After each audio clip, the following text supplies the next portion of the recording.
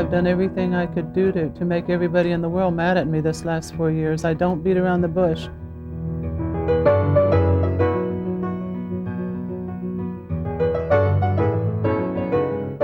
In Oklahoma, the 7,000 square miles of the 14 northeastern counties make up the Cherokee Nation, an area about the size of Kuwait. Here in Tahlequah, there is a renewed spirit of survival and perseverance that is leading the modern Cherokee Indian from the pages of our history books solidly into the 21st century. And her name is Wilma Mankiller, a woman of power. In July of 1987, the Cherokee Nation of Oklahoma elected a woman, Wilma P. Mankiller, as their principal chief. Originally, the Cherokee people were a matriarchal society, but it has been nearly 100 years since a woman had a voice in tribal government. Prior to significant contact with the non-Indian people, that in Cherokee history, women had a very prominent role.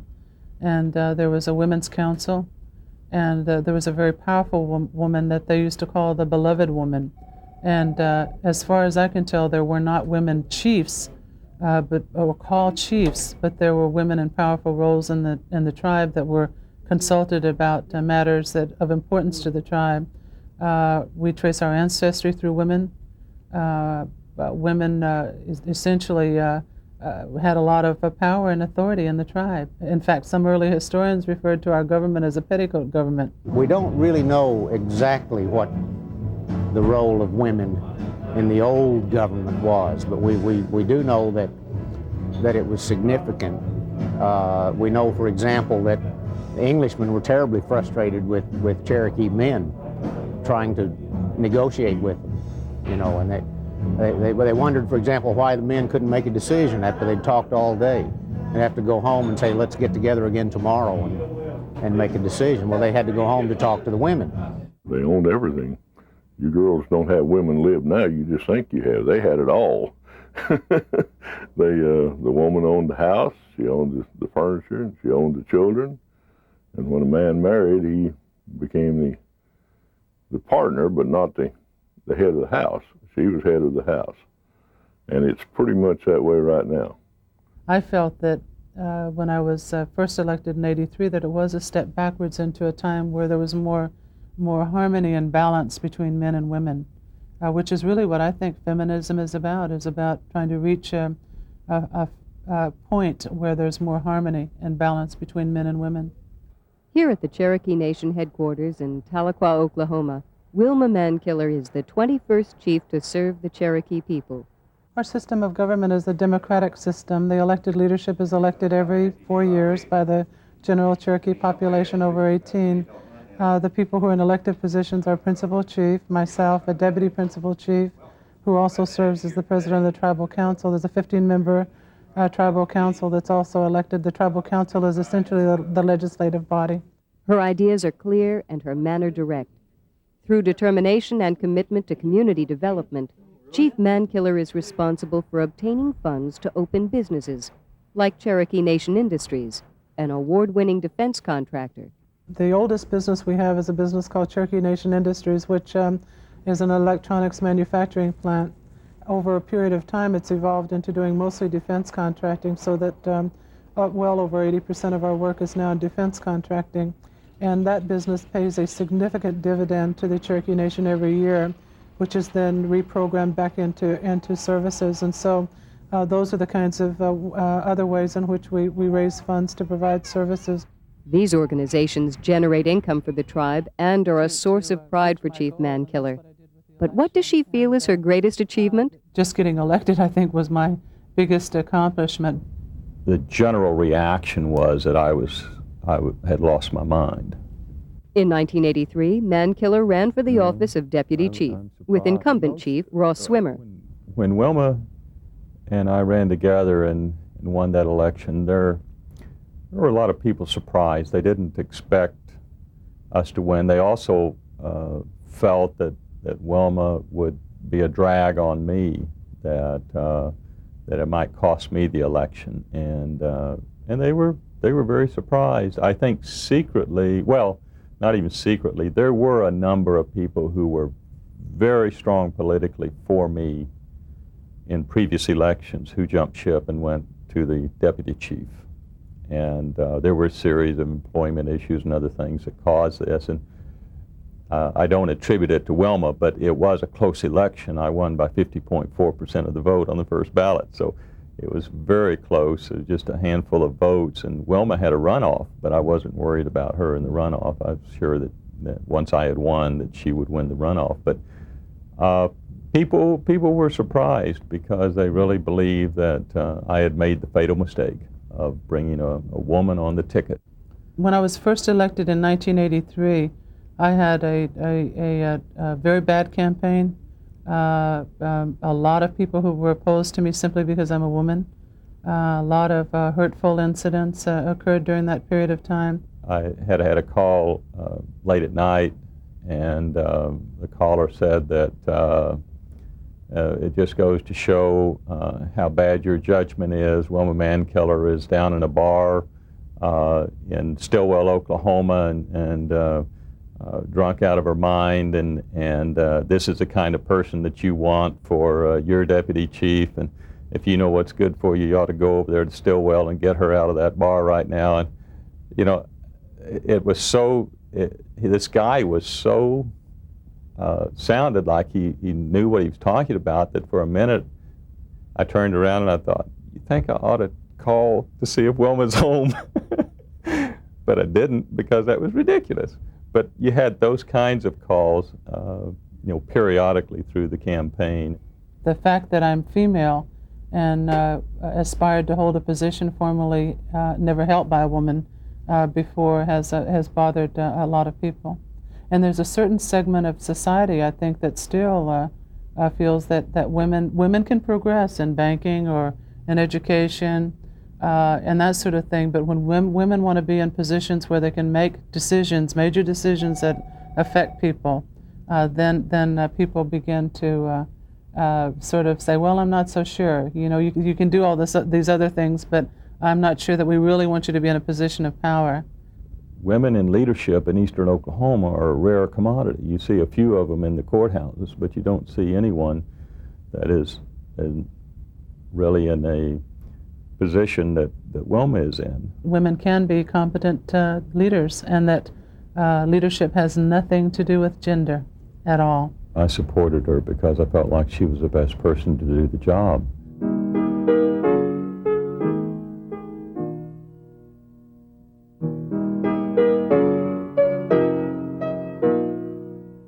I continue to participate in tribal ceremonies and tribal dances. When each clan does what it's supposed to do, the Cherokees will, you know, be as one unit, just like a beehive, you know, you see.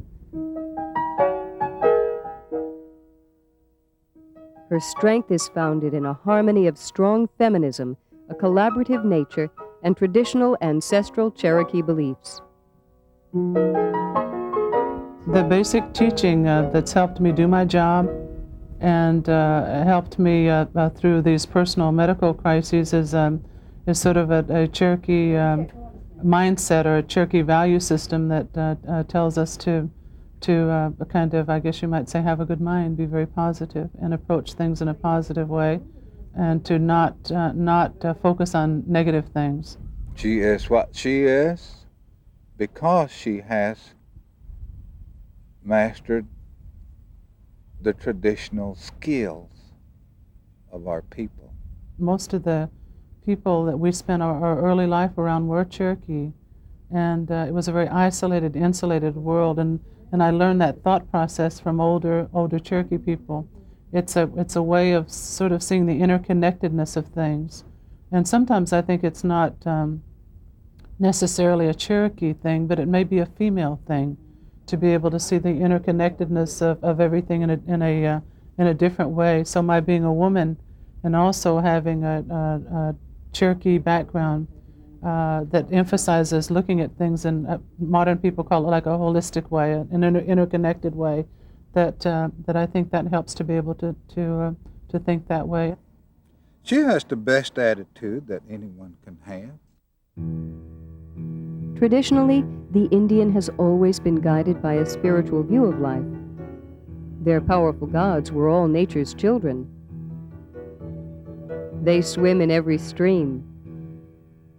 They run in every forest. They breathe in every fire. Knowledge and wisdom spring from the earth and the sky. Every act of nature teaches a spiritual lesson. The American Indian provides a dimension of humanity that was never frivolous or superficial, but a balance between man and nature that always respects life, family, and circumstance. Growing up in rural eastern Oklahoma and in the Indian ghetto in San Francisco, she never dreamed she would become the leader of her nation. She was going to be a beautician and get on the luxury liner so she could see the world. I don't think she ever had any idea that she would wind up doing what she is now. But one Cherokee visionary predicted Wilma Mankiller's destiny. A local medicine man, Crossland Smith. Crossland Smith actually knew I was going to get elected before I did. He had a dream, and in which he had not met me. And when he met me, he just looked at me kind of strange, and he said, "I need to talk to you." This was before this building was even built or anything, and before I'd ever even considered running for office. And in his dream, I was standing before a podium with papers in front of me and talking with people over this way. And so he didn't know quite how all that connected until I ran for office. And so while I ran around trying to get myself elected and worried about all the details of that, Crossland just sort of went on about his business, said not to worry, she'll be elected because that's what I know is going to happen. The daughter of a full-blooded Cherokee father and Dutch-Irish mother, Wilma Mankiller was raised in poverty with 10 other brothers and sisters. Wilma has worked really hard to get where she's at because we didn't have the money to give her an education. She worked and got the education. She's done it herself. My mother never worked outside the home and stayed home. We never, ever had any money, and so just keeping us fed and clothed was a major job for both my father and my mother. Throughout her life, Chief Mankiller has struggled for her nation, her family, and her health. She has faced death at least twice in her life. She was in an accident in 1979 that the first time the doctor said that she would be in a wheelchair the rest of her life. Then she just wouldn't give up. Then he said she'd be on crutches, and she got off of the crutches, and he said she'd walk with a cane. She got rid of that. So to me, she's a fighter. I used to work in a local cafe, and Wilma would come in. It's right after she moved here. She had this little girl with her, and this little girl was probably like 6 or 7 years old. So I just assumed that she was related in some way, but I come to find out later that this little girl had been one of Wilma's closest friend's daughters, and she apparently, Wilma and this other woman were involved in a car accident, and the friend was killed. Well, this little girl was the friend's daughter, so Wilma was, you know, kind of taking her under her wing and taking her out to lunch every so often. So when I just found out about that, you know, it kind of stuck in my mind that, you know, she's pretty special. My motto when I was in the election was to never, ever, ever, ever give up. Chief Mankiller also relies on the good counsel offered by husband Charlie Soap. Married since 1986, his encouragement and support were instrumental in her success. My husband has awfully good sense, so when I'm involved in a difficult issue, I usually go to him for advice. But the first influential Charlie in Wilma's life was her father. She was more of a daddy's girl. Always when she came for visits and things, it was always her and him would sit down and talk. He did community work. He worked on Indian issues. He was very, very well read.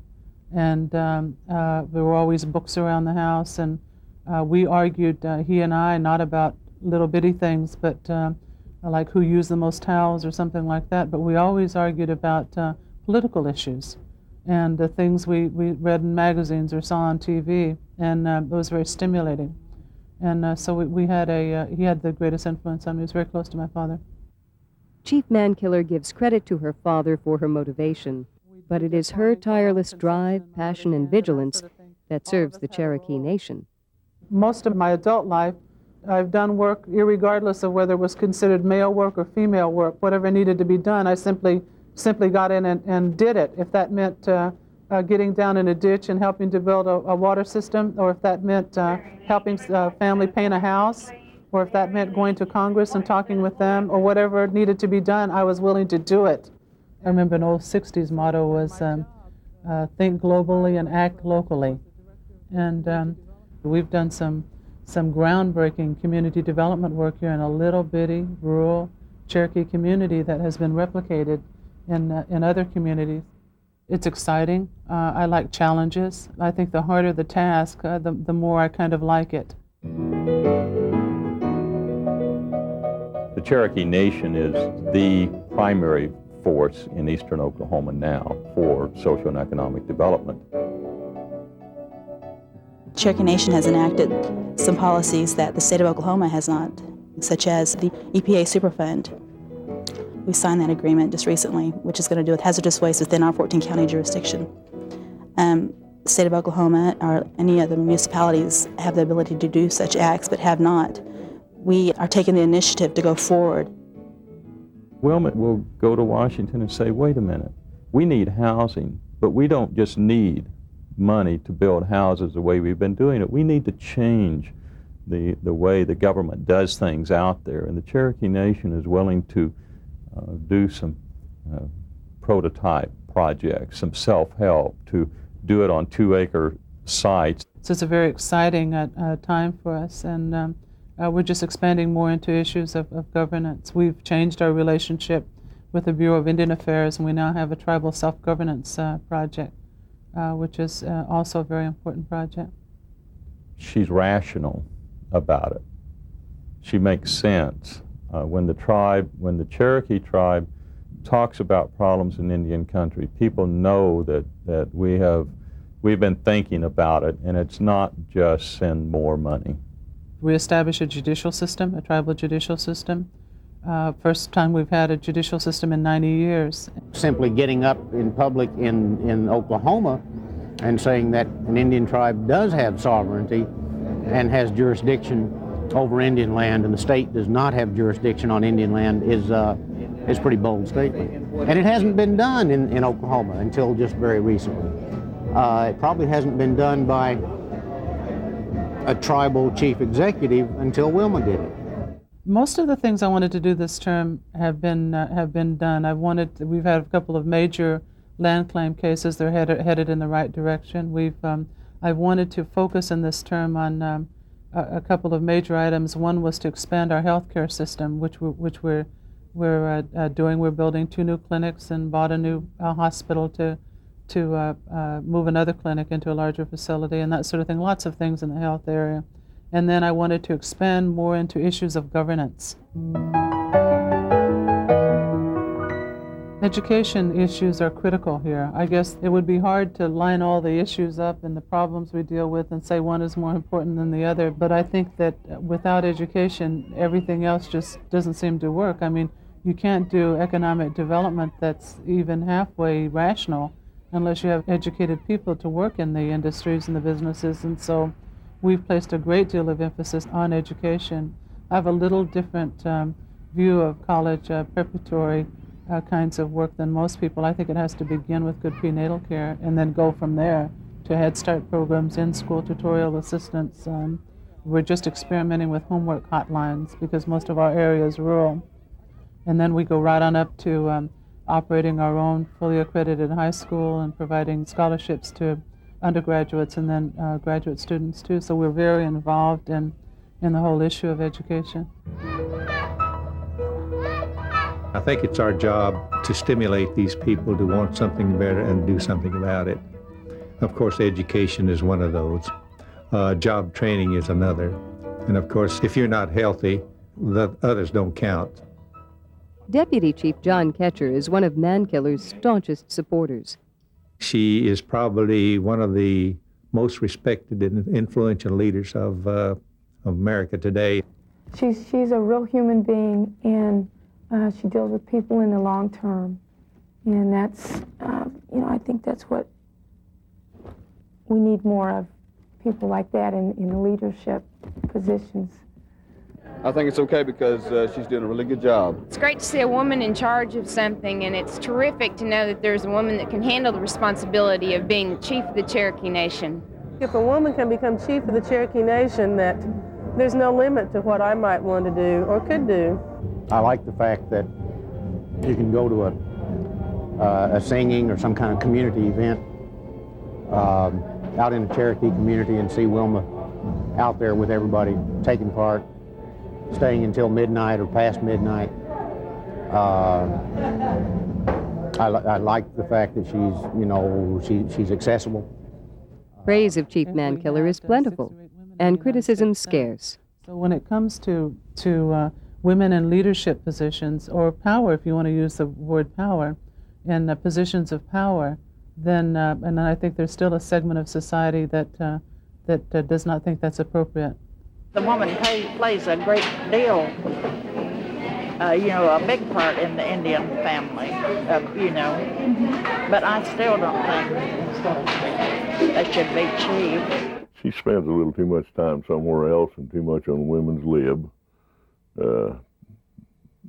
which she should be spending here. There's no way I can help it. I mean, I go to Washington now about once a week, and I wish that were not the case, but I just have to do that. And I also have to serve on some boards that I can then that are helpful to the Cherokee Nation. For example, I serve on the Native American Rights Fund board, which is an Indian advocacy organization, and that's important for me to kind of know what are the cutting edge legal issues for the tribe and that sort of thing. So I think that any person in my position would have the same kind of critics, because we end up trying to satisfy the critics at home by being at home and miss some things we need to do elsewhere. So it's a constant struggle to try to balance the two. Her programs have been good. That's one thing.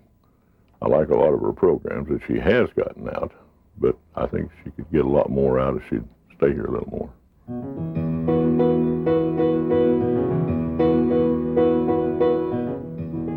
She balances a demanding and hectic schedule with uncanny composure and ease. A typical day begins at her home on Mankiller Flats.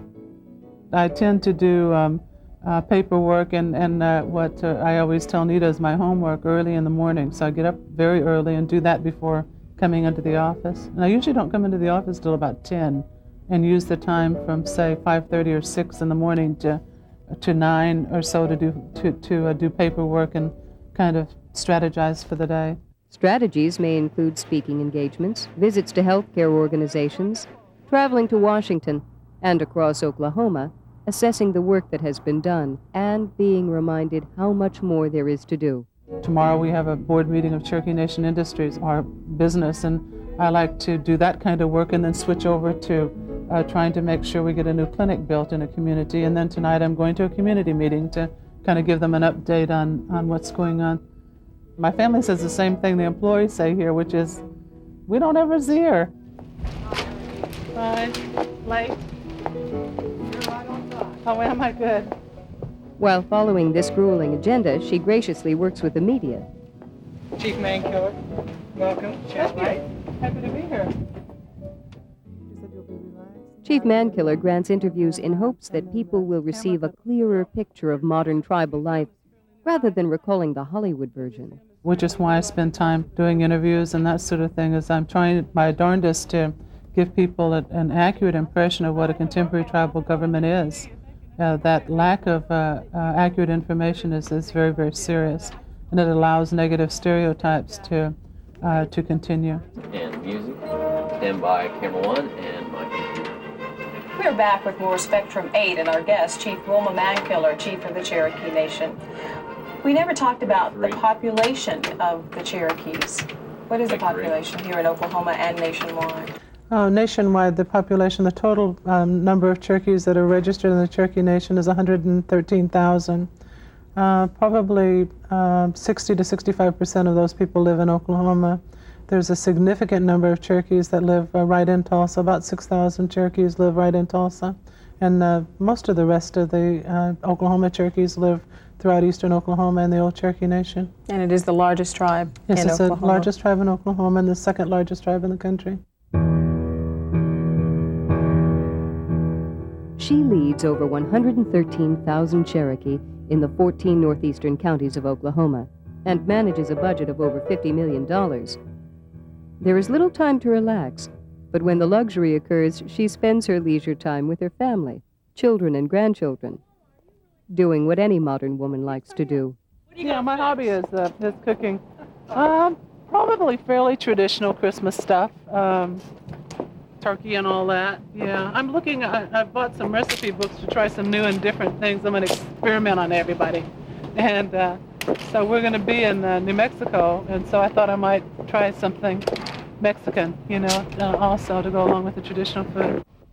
I guess I'd want to be remembered as someone who did the best they could. That I tried to look around me and see the circumstances that we find ourselves in today as a people, and assess that realistically and do what I could do to make sure that the heritage and the culture and the government of the Cherokee people would continue well into the 21st century.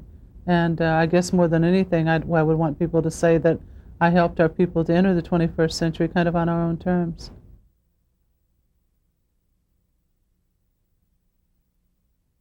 The traditional Wman sounds this way.